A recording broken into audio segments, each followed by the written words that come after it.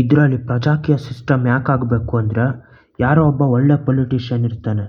ಅವ್ನು ಒಳ್ಳೆಯವನಾದರೂ ಏನೇ ಇದಾದ್ರೂ ಅವ್ನು ಲಂಚ ಹೊಡಿಲೇಬೇಕಿರ್ತದೆ. ಯಾಕೆ ಲಂಚ ಹೊಡಿಲೇಬೇಕು? ಇದ್ರದ್ದು ಪೂರ್ತಿಯಾಗಿ ಹೇಳ್ತೀನಿ ಯಾವ ಥರ ಅಂತ. ಈಗ ಒಂದು MLA ಸೀಟು ಗೆಲ್ಲಬೇಕು, ಸಿಂಪಲಾಗಿ ಹೇಳ್ತೀನಿ. ಇವನ ಹತ್ರ ಮೊದಲು ಎಷ್ಟು ದುಡ್ಡು ಇರ್ತದೆ? ಮೊದಲು 10 ಕೋಟಿ ದುಡ್ಡು ಇರ್ತದೆ ಇವನ ಹತ್ರ. 10 ಕೋಟಿ ದುಡ್ಡು ಇರ್ತದೆ. ಪಾರ್ಟಿಲೆಲ್ಲ ಜನರಿಗೆಲ್ಲ ಒಳ್ಳೊಳ್ಳೆದನ್ನ ಇದು ಮಾಡ್ತಾ ಇರ್ತಾನೆ. ಎಲ್ಲರ ಹತ್ರನೂ ಮಾತಾಡ್ತಾನೆ ಇರ್ತಾನೆ. ಏನು ಕಷ್ಟ ಇದ್ರೂ ಹೇಳ್ತಾ ಇರ್ತಾನೆ. ಅವ್ನಿಗೆ ಸೀಟ್ ಕೊಡ್ತಾರೆ. ಯಾವುದೋ 3 ಪಕ್ಷ ಆಯಿತಾ, ಯಾವುದೋ ಒಂದರಲ್ಲಿ ಅವ್ನಿಗೆ ಸೀಟ್ ಕೊಟ್ಟಿರ್ತಾರೆ ಅವ್ನಿಗೆ ನಿಲ್ಲು ಅಂತ.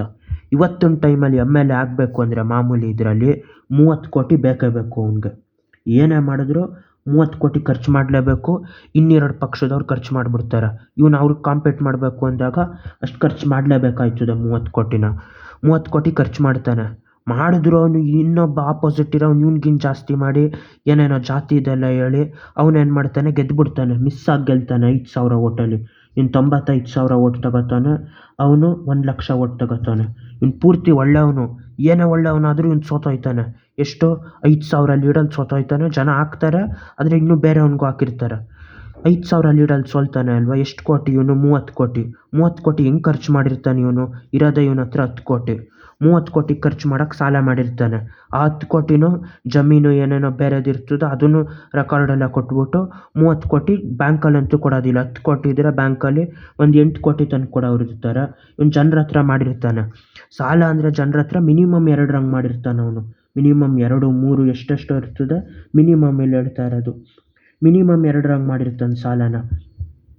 5 ವರ್ಷದಲ್ಲಿ ಎಷ್ಟಾಯಿತು? ಅವನು 2% ಹಂಗೆ ಬಡ್ಡಿ ಕಟ್ತಾ ಹೋದ್ರೆ ವರ್ಷಕ್ಕೆ 24% ಆಯಿತು. ಬರೀ ಕಾಂಪೌಂಡ್ ಅಲ್ಲ, ಸಿಂಪಲ್ ಇಂಟ್ರೆಸ್ಟ್ ಲೆಕ್ಕ ಹಾಕ್ತೀನಿ. ಬರೀ ಒಂದು ಬಡ್ಡಿ ಕಟ್ಟಬೇಕಿರೋದು 24% ಆಯಿತು. ಅದೇ 5 ವರ್ಷ ಮಾಡಿದಾಗ ಎಷ್ಟಾಯಿತು? 120% ಆಯಿತು. ಅದು 120%. ಇವ್ನು ಮಾಡಿದಷ್ಟು ಸಾಲ 30 ಕೋಟಿ ಆಯಿತು. 30 ಕೋಟಿಗೆ 120% ಬಡ್ಡಿ ಅಂದರೆ ಎಷ್ಟದು? 12 3 36. ಆ ಬಡ್ಡಿನೂ 36 ಕೋಟಿ ಆಯಿತು. ಬರೀ 30 ಕೋಟಿ ಅಂತ ತಗೊಳ್ಳೋದ? ಬಡ್ಡಿ ಕಡಿಮೆ ಕಟ್ಟು ಅಂತ ಹೇಳಿರ್ತಾರೆ. 60 ಕೋಟಿ ಇವನು ದುಡ್ಡೇ ಕಟ್ಬಿಡ್ಬೇಕು. ಅದು ನೆಕ್ಸ್ಟ್ ಎಲೆಕ್ಷನ್ ಬರೋದಕ್ಕಿಂತ ಮುಂಚೆನೇ. ಕೊನೆ ಸತಿ ಸಾಲ ಮಾಡ್ದ, ಸೋತ. 1 ರೂಪಾಯಿ ಇವನಿಗೆ ಬರಲಿಲ್ಲ. ಸಾಲಕ್ಕೆ ಬಡ್ಡಿ ಎಲ್ಲ ಸೇರಿಸ್ಬಿಟ್ಟು 60 ಕೋಟಿ ಇವನು ಕೊಡಬೇಕು ಇವಾಗ ಅವನಿಗೆ. ಇದಕ್ಕೆ ನೆಕ್ಸ್ಟ್ ಎಲೆಕ್ಷನ್ ಬಂದಾಗ ಏನಾಯಿತು? 30 ಕೋಟಿ ಆಗೋದಿಲ್ಲ. ದುಡ್ಡು ಬೆಲೆ ಕಳ್ಕೊತು ನೆಕ್ಸ್ಟ್ ಇದಕ್ಕೆ. ಇದು ಇನ್ಫ್ಲೇಷನ್ ಅಂತಾಗಿ. ಆವಾಗ ನೆಕ್ಸ್ಟ್ ಇನ್ನೂ ಜಾಸ್ತಿ ಖರ್ಚು ಮಾಡೋರೆಲ್ಲ ಬಂದಾಗ ಮತ್ತೆ 50 ಕೋಟಿ ಖರ್ಚು ಮಾಡ್ತಾನೆ ಸಾಲ ಮಾಡಿಬಿಟ್ಟು. ಇದನ್ನು ಸಾಲನೇ ಮಾಡೋದವನು. ಆವಾಗ 60 ಕೋಟಿ ಐತೆ, 50 ಕೋಟಿ ಐತೆ. ಈಗ 50, 60 ಎಷ್ಟಾಯಿತು? ಅದ್ರ ಈ ಸತಿ ಗೆಲ್ತಾನೆ ಇವನು. ಒಟ್ಟಿನಲ್ಲಿ 1,00,000 ಓಟ್ ಇರೋದು ಅಂದರೆ ಬೇರೆಯವ್ನಿಗೆ 80,000 ಏನೋ ಓಟ್ ಬಿದ್ದಿರ್ತದೆ. ಇವ್ನಿಗೆ ಹಿಂಗೆ ಸೋತು ಹಿಂಗೆಲ್ಲ ಆಯಿತು ಅಂತ ಜನನೂ ಓಟ್ ಹಾಕ್ತಾರೆ. ಇವ್ನಿಗೆ 1,10,000 ಓಟಲ್ಲಿ ಗೆಲ್ತಾನೆ. ಒಟ್ಟಿನಲ್ಲಿ 30,000 ಲೀಡಲ್ಲಿ ಗೆಲ್ತಾನೆ. ಈಗ ಅವ್ನಿಗೆ ಎಷ್ಟಾಗೋಯ್ತು ಸಾಲ ಇವಾಗ?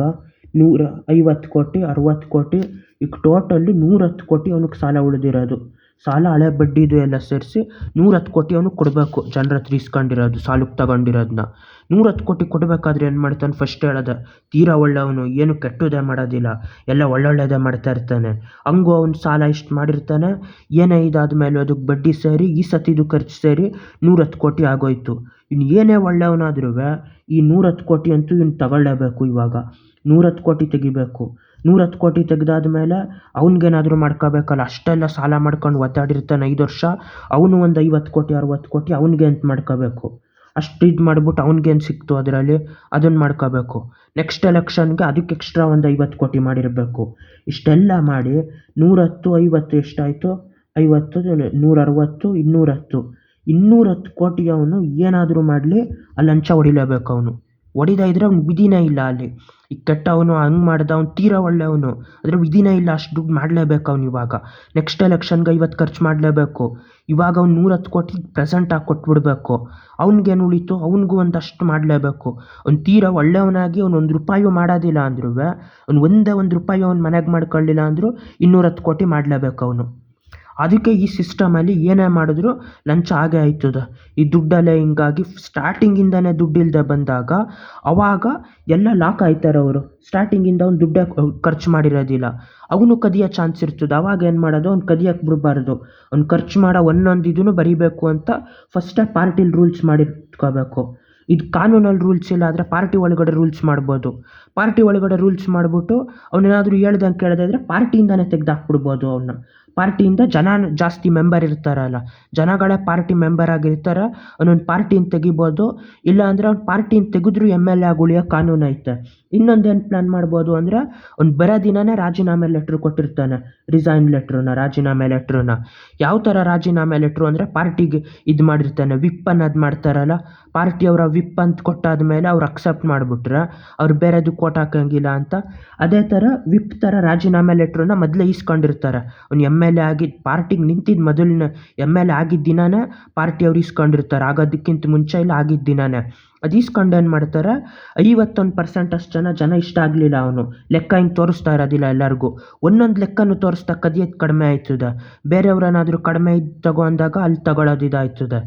ಆವಾಗ ಅವ್ನು ಒಂದು ಸತಿ ಇಲ್ಲಿ ನಿಲ್ಲಕ್ಕೆ ಶುರು ಮಾಡಿದಾಗ ಏನು ಮಾಡ್ತಾನೆ, ಏನೋ ಅದು ವಿಪ್ ಅನ್ನೋದು 51% ಅಷ್ಟು ಜನ ಮಾಮೂಲಿ ಜನಗಳು ಆ ಆ್ಯಪಲ್ಲಿ ವೋಟ್ ಮಾಡ್ತಾರೆ ಇವ್ನು ಬೇಡ ಅಂತ ಹೋದಾಗ ಆಟೋಮೆಟಿಕ್ಕಾಗಿ ಅವ್ನು ರಾಜೀನಾಮೆ ಆಗೋಯ್ತದೆ ಅಲ್ಲಿ. ಅಷ್ಟೈತೆ ಸಿಂಪಲ್ಲಾಗಿ. ಅವ್ನು ಇಷ್ಟೇ ಒಳ್ಳೆಯವನಾಗಿದ್ರು ಈಗಿರೋ ಸಿಸ್ಟಮಲ್ಲಿ, ರಾಜಕೀಯದಲ್ಲಿ ಅವ್ನು ಖರ್ಚು ಮಾಡಲೇಬೇಕು.